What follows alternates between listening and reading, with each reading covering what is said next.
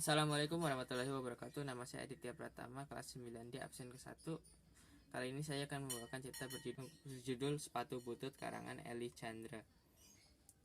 Entah sudah berapa kali aku mengatakan padanya untuk mengganti sepatu bututnya itu. Kalau sepatu itu masih layak pakai sih mungkin tidak apa-apa, tetapi sepatu itu sudah kelihatan sangat kumal, jauh dari kategori layak pakai. Walaupun orang tua kami bukanlah orang yang kaya, tetapi kurasa mereka masih mampu membelikan Andi sebuah sepatu baru yang lebih layak pakai. Entah mengapa pula, hanya aku yang selalu memperhatikan sepatu bututnya Andi. Sepatu butut itu begitu mengganggu pandanganku. Orang tua kami tidak pernah protes kalau Andi mengenakan sepatu butut itu lagi. Pagi ini kami akan berangkat sekolah. Lagi-lagi sepatu butut itu lagi yang kuperhatikan. Tidak ada yang lain yang kuperhatikan dari Andi.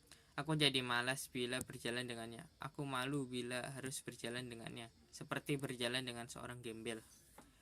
Sepatu butut itu begitu mengganggu pikiranku. Kenapa Andi tidak meminta sepatu baru saja biar keren seperti teman-temannya? Si Ivan dengan sepatu ketsnya atau seperti Dodi dengan sepatu sportnya. Di suatu malam aku berpikir untuk menyingkirkan sepatu butut itu. Aku berencana membuangnya di hari Sabtu malam, karena ku tahu ia akan mencucinya di hari Minggu. Jadi kalau di hari Minggu ia tidak menemukannya, masih ada kesempatan untuk membeli yang baru sehingga ia masih bisa masuk di hari Seninnya. Untuk membuang sepatu butut tentu saja tidak memerlukan rencana yang rumit. Cukup sederhana saja pasti aku bisa melakukannya.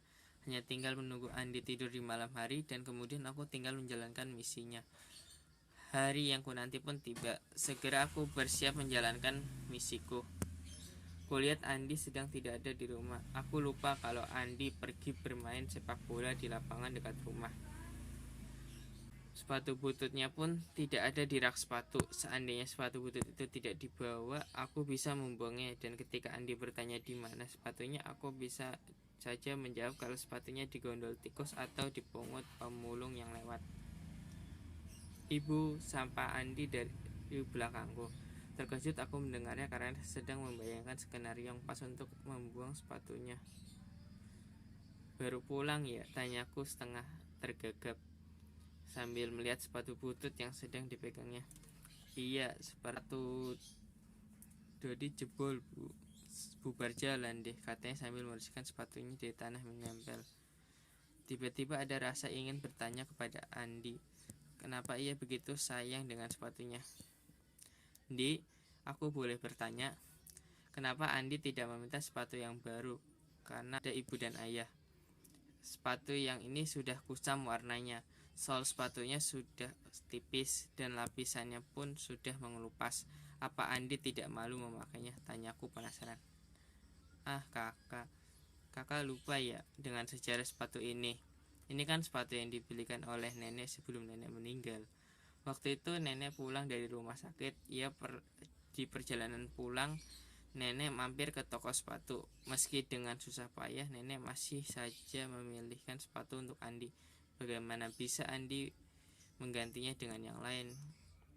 Kakak, katanya sambil menatap sepatu bututnya. Seperti ada sesuatu yang menyisakan dadaku.